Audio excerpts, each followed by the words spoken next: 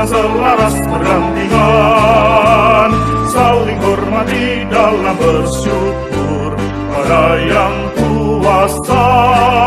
Taat beragama, rukun, cerdas, mandiri, hidup sejahtera lahir dan batin.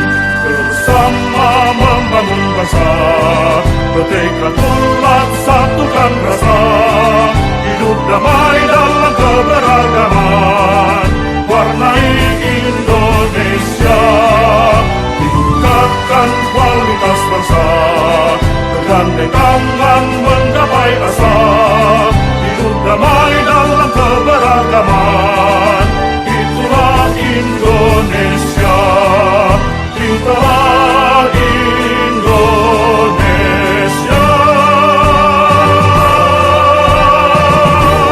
Indonesia.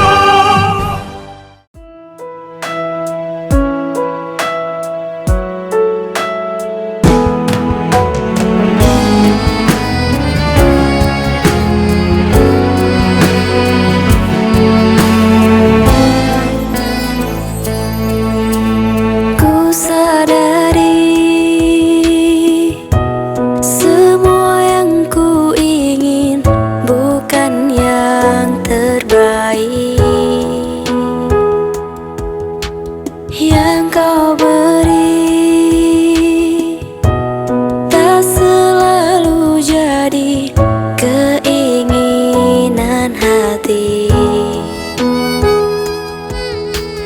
Ampuni salahku menilaimu, salahku telah jauh darimu. Alhamdulillah wa syukurillah, terima kasihku atas segalanya.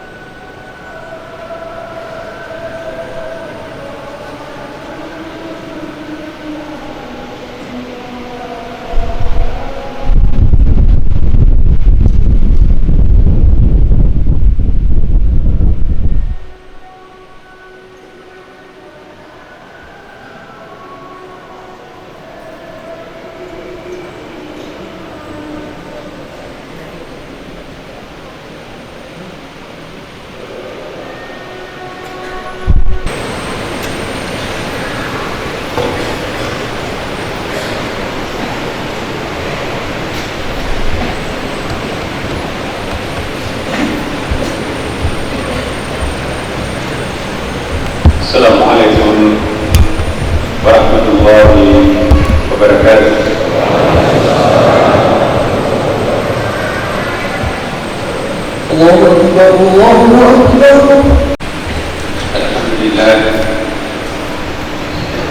لله الذي أنعمنا بأفضل الأديان ويبين لها طريقة التوبة في القرآن.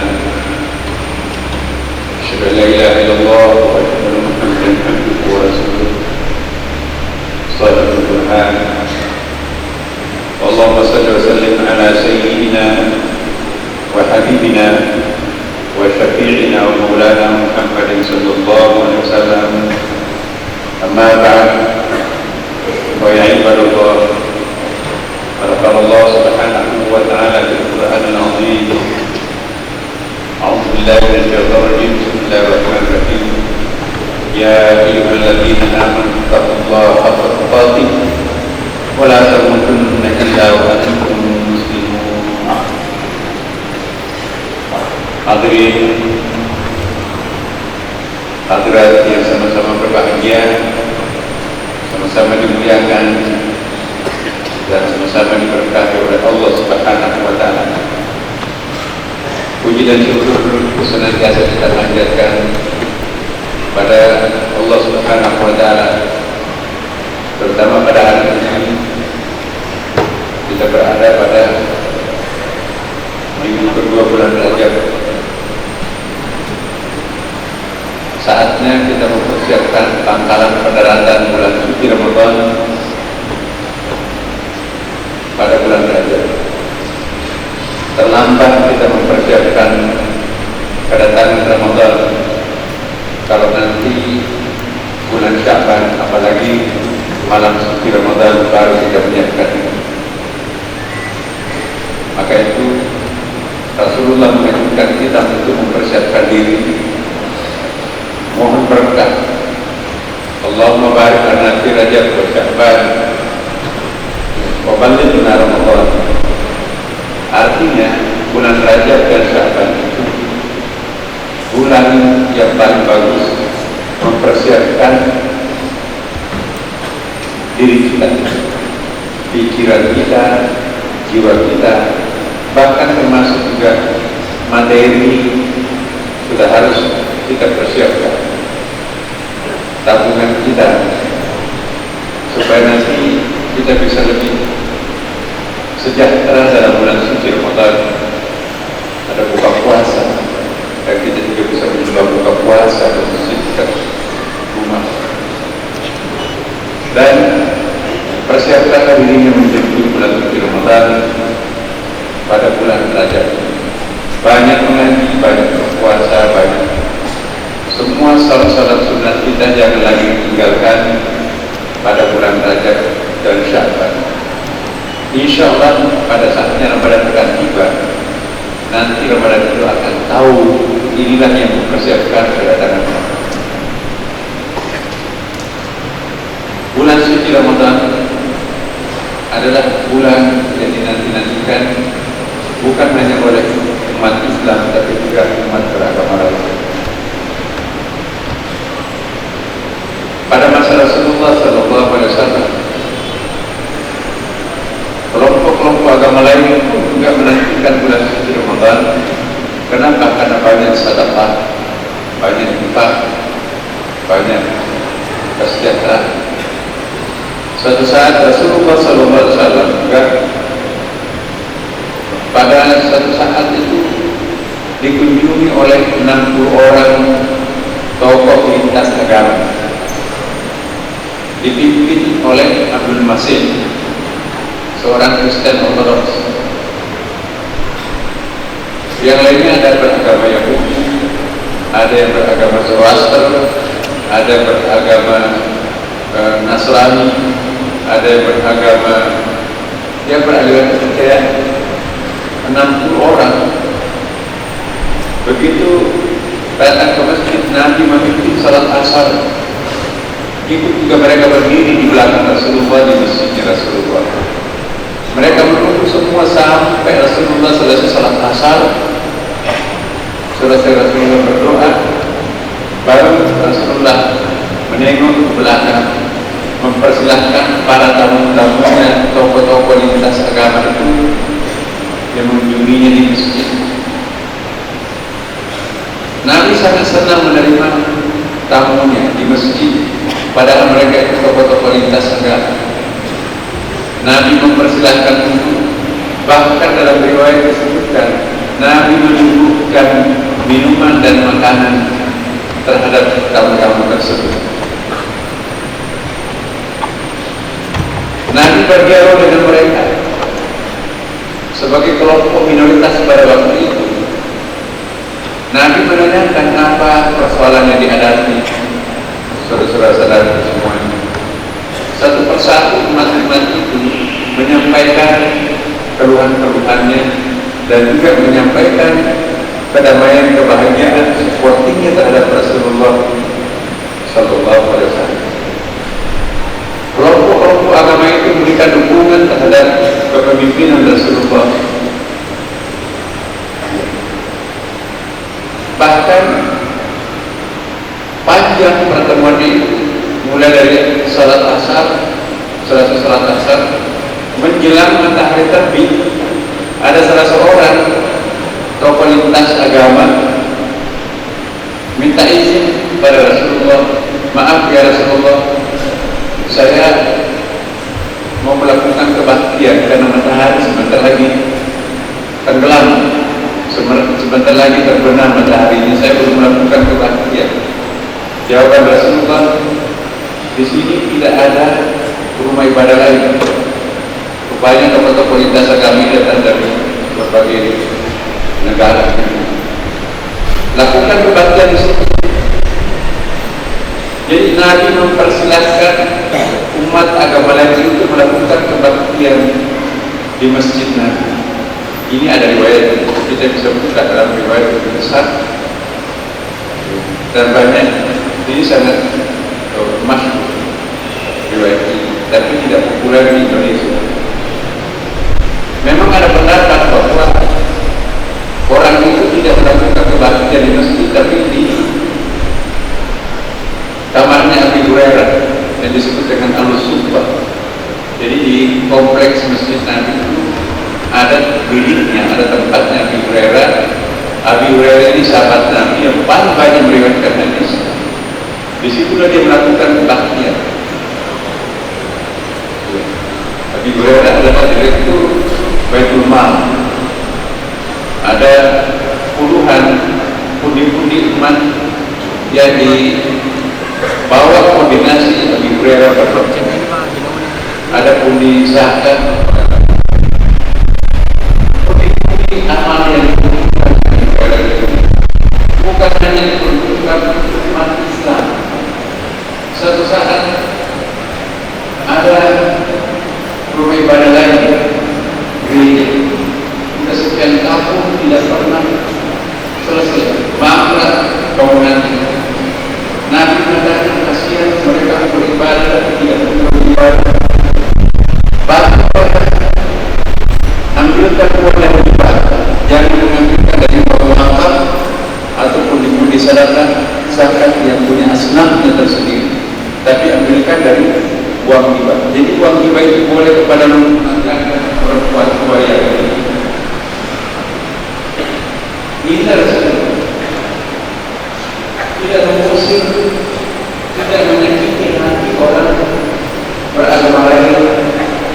Nabi bisa menghilangkan, Nabi bisa mengusir mereka, Nabi bisa memaksa mereka masuk Islam, Nabi bisa memberikan diskriminasi sampai mereka itu pergi dari Madinah. Tapi Nabi tidak pernah melakukan, tapi menguasai kekayaan alam, menguasai pokoknya orang kaya. Seperti kelompok minoritas tertentu di Indonesia, sangat minoritas, tapi perekonomian mereka kuasa. Apa sikapnya Rasulullah? Ada yang menunjukkan bagaimana kalau kekayaan negara berubah, mata air itu dikembalikan kepada negara, diambil alih oleh pemerintah. Itu kan kekayaan alam. Undang-undang dasar kita kan, kekayaan alam itu adalah hak negara, dikuasai oleh negara. Nabi ya rupanya lebih maju lagi. Sekarang pada pasir di Madinah nggak ada sungai seperti kita di Bone. Di sana cuma 2 kali hujan, berarti puasa sumur di tengah padang pasir itu sangat menentukan. Makanya itu Bapak, besar kecilnya suatu kabilah, suatu suku ditentukan oleh besar kecilnya mata air oasis itu. 7 oasis di Madinah semua dikuasai oleh Madinah, oleh Yahudi. Maka Nabi berpendapat lain. Sahabat mengusulkan, pokoknya kita nasionalisasi semuanya, ambil alih semua mata air sumber kehidupan ini. Nabi tidak setuju. Wahai Utsman, wahai Abdurrahman bin Auf, 2 konglomerat Islam pada waktu itu, Utsman bin Affan dan Abdurrahman bin Auf, boleh diambil alih ya puasa itu, tetapi berikan ganti rugi terhadap mereka, sebab mereka juga punya biaya untuk memelihara mata air. Padahal Nabi selaku presiden kepala negara pemerintahan, dia juga Nabi dan dia Rasul. Semua orang taat dan tunduk kepada Nabi, tetap memberikan hak kepada kelompok minoritas. Jangan merampas, nanti nggak berkah. Jadi dibeli, ditebus. Ali bin Abi Thalib membeli puasa itu bekerjasama dengan Abdurrahman bin Auf. Jadi orang Yahudi merasa tenang di bawah kepemimpinan Rasulullah. Satu saat orang Yahudi itu kagum luar biasa Rasulullah. Perkembangan umat Islam cepat sekali berkembang di Madinah pada masa itu. Rahasianya apa? Ternyata ada konglomerat Yahudi 2 orang. Ternyata rahasianya adalah masjid Kuba, masjid Nabi yang pertama dibangun itu menjadi pusat pengembangan umat Islam pada waktu itu. Akhirnya kelompok minoritas Yahudi yang kaya-kaya mau membangun juga sinagog, rumah ibadah, dan masalahnya persis di samping kirinya, di samping masjidnya Rasulullah di Masjid Kuba itu diprotes oleh umat Islam. Ya, umat kurang aja, masa mau bikin rumah ibadah di samping masjid? Nempel lagi. Nabi dilapori, ini ada masalah Rasulullah. Orang Yahudi ini mau membangun sinagog, rumah ibadah di samping masjid, nempel. Nabi jawabannya, memang kenapa? Ya, itu kan nempel di masjid ya Rasulullah. Nabi balik bertanya, itu tanah ini tanah siapa? Ya mungkin tanahnya ya Rasulullah. Begini, panggil Pak RT, orang yang paling dituakan di sekitar masjid ini. Datanglah Pak Tua di situ. Bapak, Anda Pak RT di sini ya. Saya lah orang yang paling dituakan di tempat ini. Saya ingin tanya, kata Rasulullah, tanah itu mau ditempati membangun rumah ibadah yang ini, sinagog itu punya siapa? Dalam ingatan kami ya Rasulullah, kata buat orang tua masyarakat itu, memang tanahnya Rasulullah. Lalu Nabi mengatakan, ya kenapa saudara membangun, itu kan tanahnya orang. Akhirnya rumah baik rumah ibadah sinagog itu dibangun di samping di Masjid Rasulullah. Orang kaya cepat saja dibangun. Satu saat 2 orang Yahudi ini datang mengontrol bangunannya. Sudah sampai di mana? Begitu salat dulu, Bilal azan, Allahu Akbar, Allahu Akbar, sampai kepada hayya 'alal falah, mari meraih berwudu. Apa itu? Suara apa itu? Teriak-teriak hayya 'alal falah. Seumur hidup baru saja dengar. 2 konglomerat Yahudi itu datang menjumpai Rasulullah. Ya Rasulullah, apa maksudnya itu? Manggil-manggil hayya 'alal falah, mari kita melakukan salat, hayya 'alal falah, mari meraih berwudu. Oh iya, itu Bilal muazzin saya mengajak orang untuk salat zuhur. Tapi kenapa hayya 'alal falah ya? Mengajak untuk salat, mengajak untuk datang ke tempat ini untuk mengingat kepada Tuhan, ya, mereka beriman. Oh begitu? Iya. Jadi masjid fungsinya seperti itu ya, masjid itu mengajak orang mengingat kepada Allah. Kalau begitu, saya tidak perlu membangun sinagog di sini. Tujuan saya membangun sinagog itu untuk mengajak orang sadar akan adanya Tuhan, jangan nipu, jangan zalim, jangan merusak punya orang lain. Saya tidak perlu melanjutkan ya Rasulullah. Ambil alih aja, lalu diambil alih lokasi itu pada Rasulullah. Coba kalau pendekatan Umar marah-marah, pendekatan macam yang keberatan, barangkali sejarahnya akan lain. Tapi Nabi dengan legowo, dia dengan tenang. Nah, dia terpanggil untuk memberikan kalau itu perluasan. Inilah Rasulullah. Seringkali melawan arus mayoritas dengan itu memberikan suara-suara kembali kebenaran ini. Ini pelajaran besar buat kita bahwa Nabi pernah memberikan bantuan dua gereja. Satu dalam pengertian memberikan bantuan rumah ibadah, satu mengirim surat kepada sahabat yang gubernur di tempat lain. Saya dengarkan ada rumah ibadah mangkrak tidak pernah dilanjutkan pembangunannya karena kehabisan dana. Coba dibantu. Menurut Rasulullah, lebih baik umat beragama itu menjalankan agamanya sebaik-baiknya ketimbang dibiarkan tidak beragama, ketimbang berjauhan dengan agama. Menurut falsafahnya Rasulullah, semakin aktif setiap umat beragama memeluk dan menganut agamanya masing-masing, maka kejahatan akan jauh, maka kemudian perampokan kriminal akan jauh, kemabukan juga akan jauh, karena tidak ada satupun agama yang membenarkan pendirian perampokan, kemabukan. Itulah falsafahnya Rasulullah. Makanya dalam tempo yang sangat singkat, penganut agama lain pindah menjadi agama beragama Islam. Kenapa? Dia lebih merasa tenang, diayomi oleh Rasulullah SAW. Bahkan ditegaskan oleh Al-Quran, la ikraha fid-din, tidak boleh memaksa orang beragama lain untuk masuk ke dalam agama Islam. Al-Quran juga menegaskan, walaqad karamna bani Adam, Allah memuliakan anak-anak cucu Adam, apapun agamanya, apapun etniknya, apapun jenis kelaminnya, apapun warga negaranya, apapun status sosialnya, asal manusia wajib hukumnya untuk dimuliakan.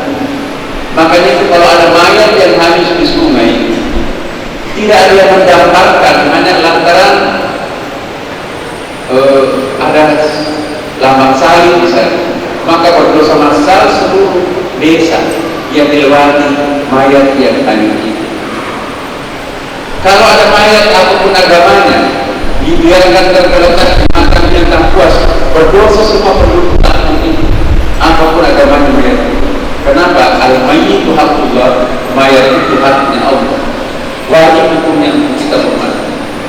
Bagaimana menghormati orang hidup, maka seperti itu juga menghormati orang mati.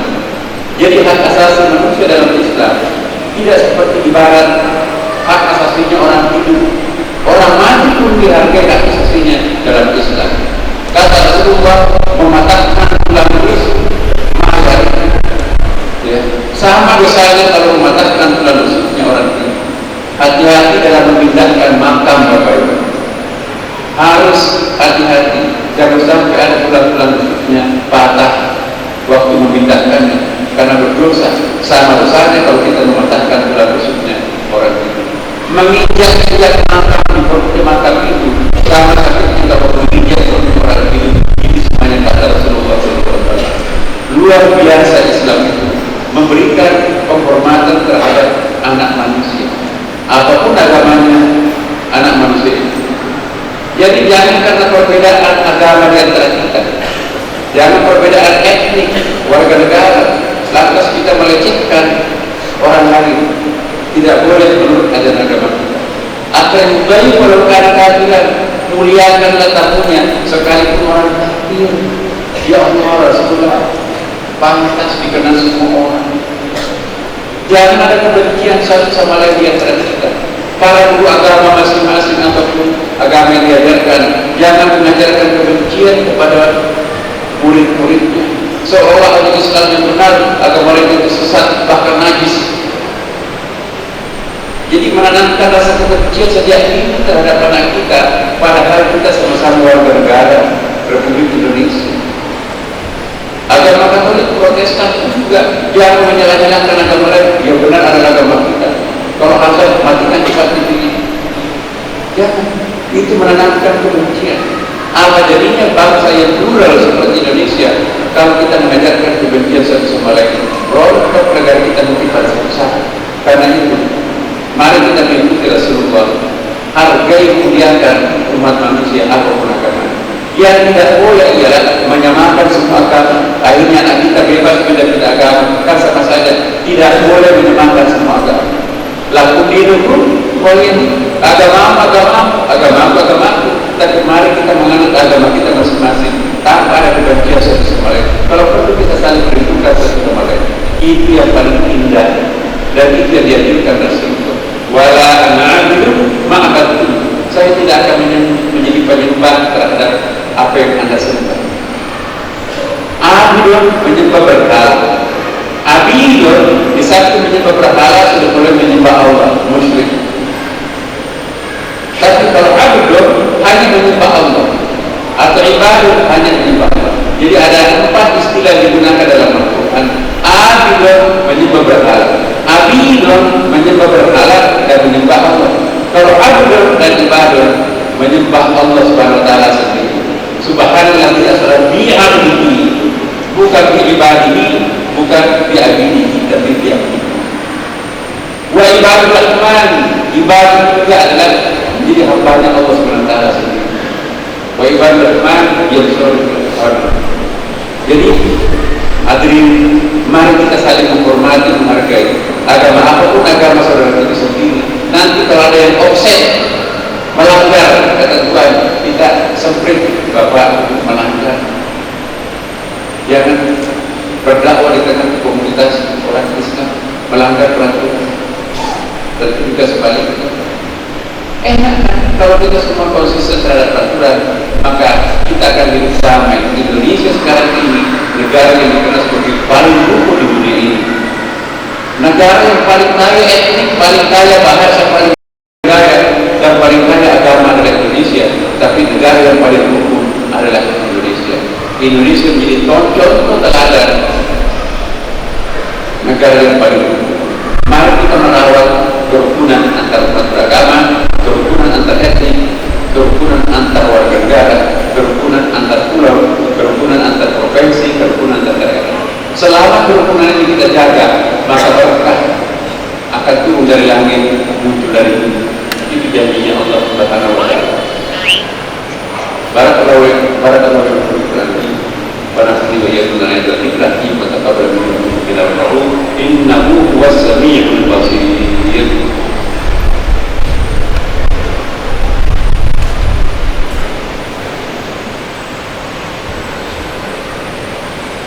Alhamdulillahilladzi arsala rasulahu bil huda wa dinil haqq liyudhhirahu 'ala dini kullihi walau karihal musyrikun.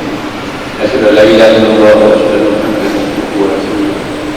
المبعوث إلى الناس كافة بشيرا ونذيرا وداعيا إلى الله بإذنه سراجا منيرا.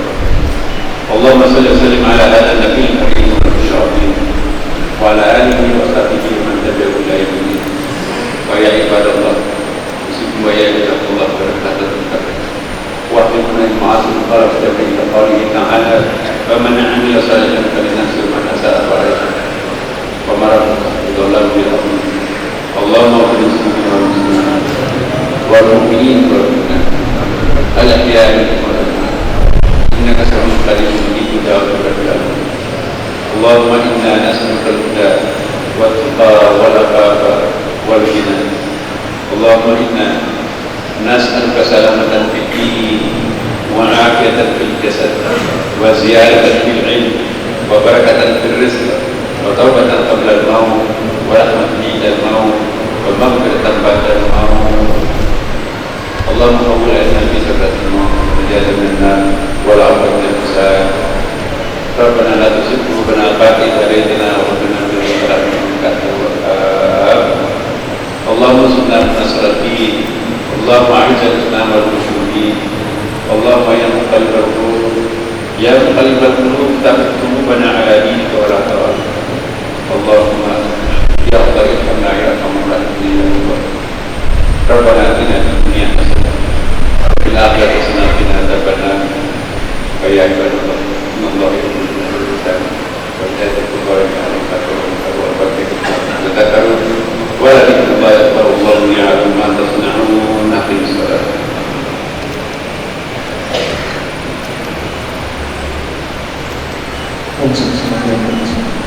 Allahu Akbar, Allahu Akbar.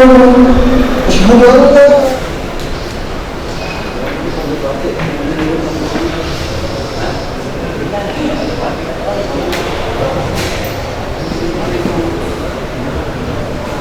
Boleh rukun yang diinspirasi dari Urul Anbil, Kepala Kantor Kementerian Agama, kemudian perwakilan dari PJ Bupati Bapak Anwar Asisten 1, kemudian Kepala Kispompo, Kepala Kantor Kementerian Agama Kabupaten Bone yang akan bertanda tangan, dan insyaallah kemudian kami sudah hadir perwakilan dari Buddha, perwakilan dari Protestan, perwakilan dari Hindu, dan dari Katolik. Tapi kalau bisa baca jajaran ya, tapi oke. Sebelum itu baiknya kami ya. Oh iya, Pak. Izin Pro, kalau bisa dibuka tamu dulu Pro. Alhamdulillah. Iya.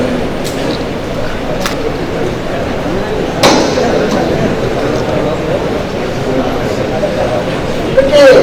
Tapi kalau bisa mundur-mundur di pun karena kami juga punya kameramen, tapi bendera belum boleh. Tapi pun kalau bisa 3 meter kalau kami ada tuh.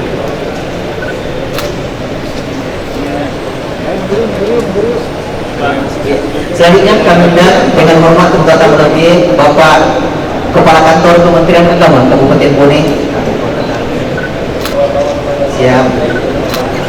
Oke. Yang kedua Bapak Kepala Kantor Badan Persatuan Bangsa dan Politik Kabupaten Bone. Yang ketiga tamu lebih Bapak Profesor Dr. Haji Syarifudin Latif MI.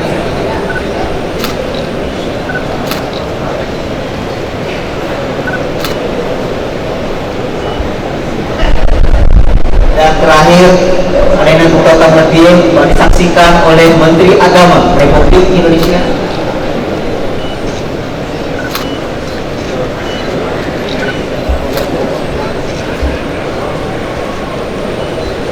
Oke.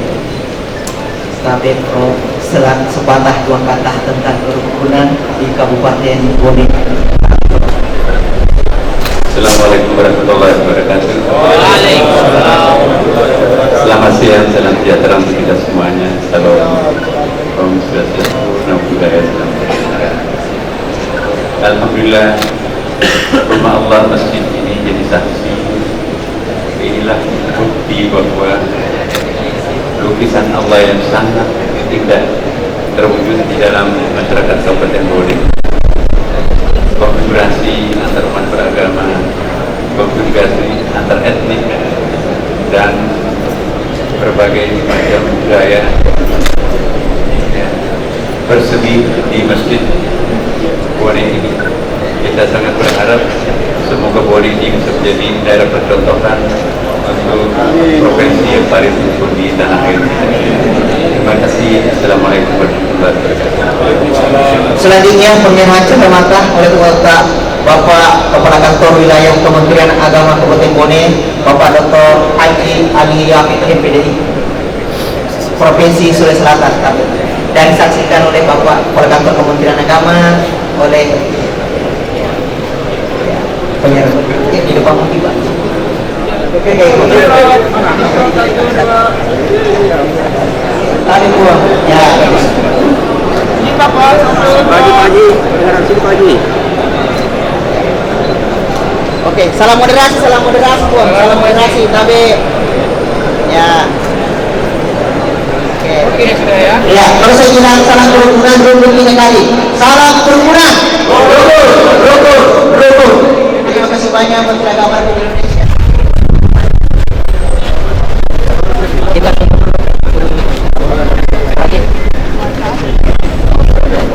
Kita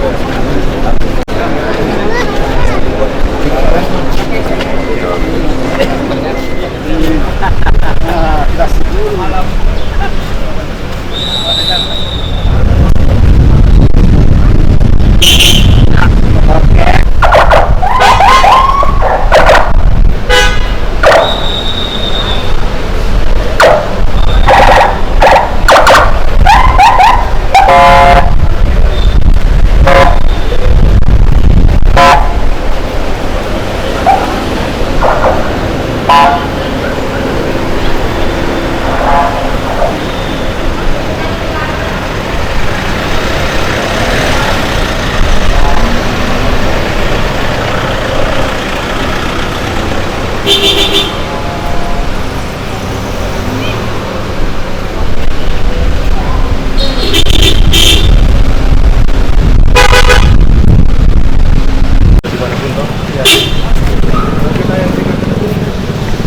dengan hormat lisan. Asyhadu an la ilaha illallah wal huda wa asyhadu anna Muhammadan abduhu wa khairus sabar. Allahumma shalli ala sayyidina Muhammad wa ala alihi wa sahbihi wa sallam. Saya hormati Bapak Menteri Agama Republik Indonesia, Bapak Profesor Andi Gupta, Nazarudin Umar. Tepukan sudah. Bersama kita hormati Ibu Penasehat Dharma Wanita Persatuan Kementerian Agama Republik Indonesia, Ibu Hajah Elmi Hikmatul Hikmah Nazarudin Umar.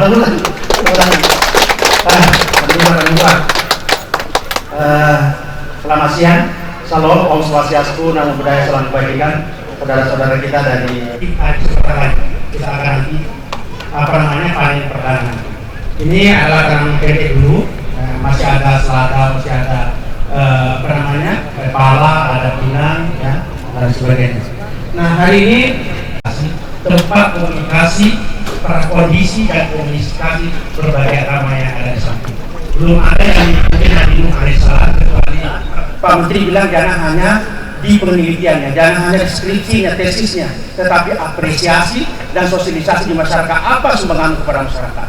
Nah, ini mendukung pemerintahan Prabowo Gibran, yaitu makan gizi bersama kepada anak-anak pendidikan kita.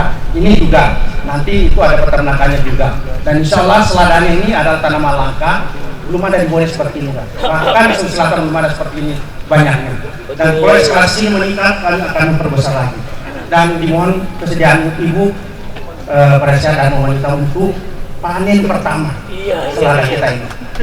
Nah, selada itu adalah nol kolesterol, mengajak manusia untuk nol kolesterol supaya beribadah bagus, supaya tidak ada lagi orang yang sakit-sakit, ya, tidak ada asam urat, ya. Kalau asam urat tidak makan lagi allopurinol, kalau tensinya naik tidak lagi minum namanya amlodipin, dan kalau kolesterol naik tidak minum lagi simulator. Wassalamualaikum warahmatullahi wabarakatuh.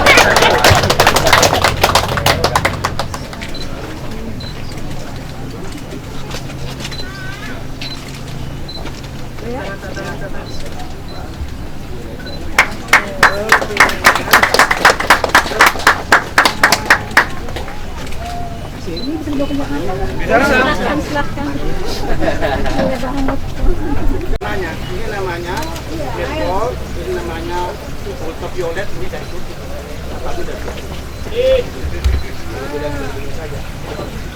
Dan ini apa? 37 hari. Ya, tapi kita tidak boleh harus bertahap karena panennya yang bersamaan. Kita olah. Ini diambil begini atau tidak? Bagi-bagi 100 batang begitu. 15 pohon. Jadi kalau ke 1.000, 200 kok beli ke 1.000 kan 200 kok beli. Lumayan juga ini. Ya, berarti.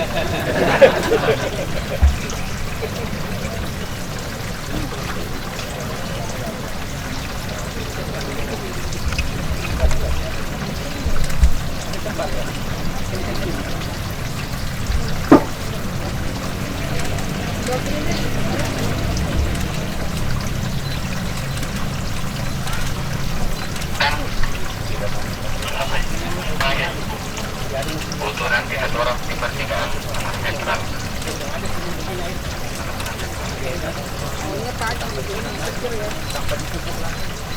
Ini nggak pakai pupuk.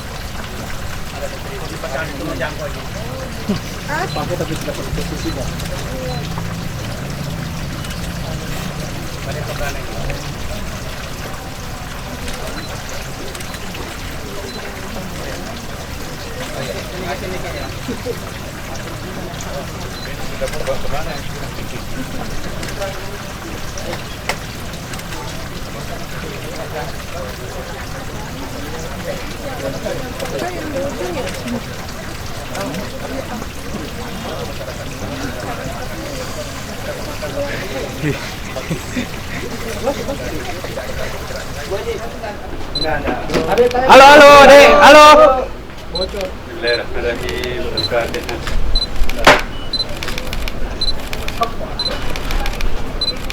Iya. Udah bunyi soalnya. Enggak, buat. Mana ada ikannya? Ini kan. Oh, ini. Tiga mesin mana, Bang? Ya, Tiga mesin mana? ikannya ini ada sini. Mari kamu.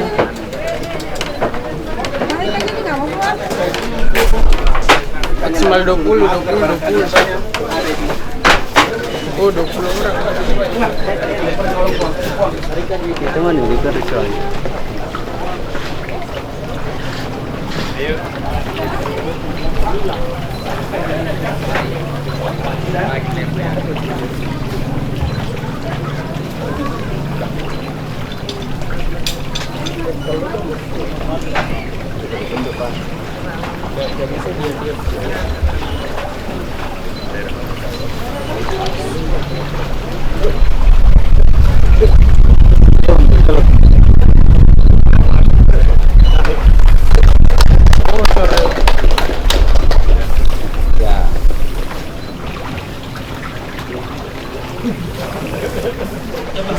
Kenapa nyetam airnya?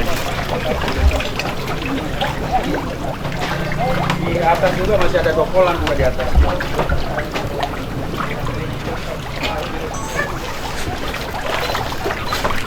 Airnya hitam ya? Sampai hitam kan airnya karena banyak sekali ikan di bawah.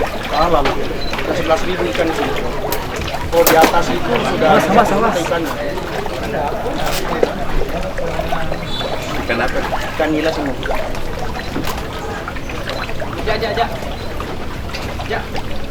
Yang kolam ini. Aman. Udah. 1, 2, 3. Kita atas arahan Pak Menteri, kita paling gugur, Pak. Kita menjadi role model, menjadi ikon pertama, insya Allah. Oke, sudah? Sudah? Oke, Terima kasih. Terima kasih ya. Ayo.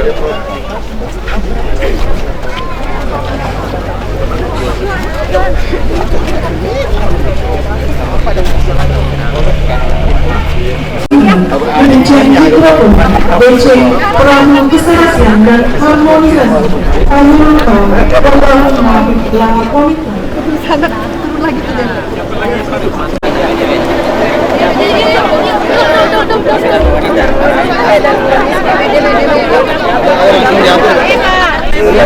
Lebar, buka.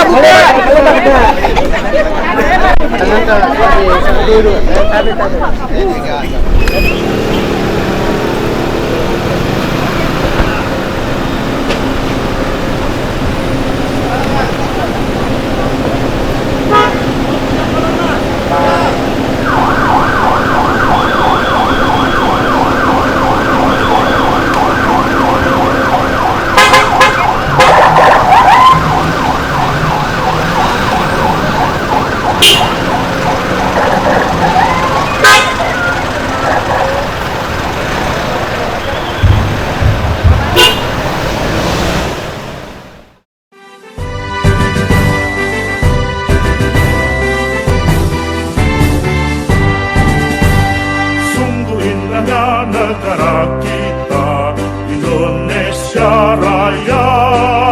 Beragam suku, budaya dan agama, harmonis dan selaras berdampingan. Saling hormati dalam bersyukur pada yang kuasa, taat beragama, cerdas mandiri, hidup sejahtera lahir dan batin. Bersama membangun bangsa, bertekad bulat satukan rasa, hidup damai dalam keberagaman, warnai Indonesia, tingkatkan kualitas bangsa, bergandeng tangan menggapai asa, hidup damai dalam keberagaman.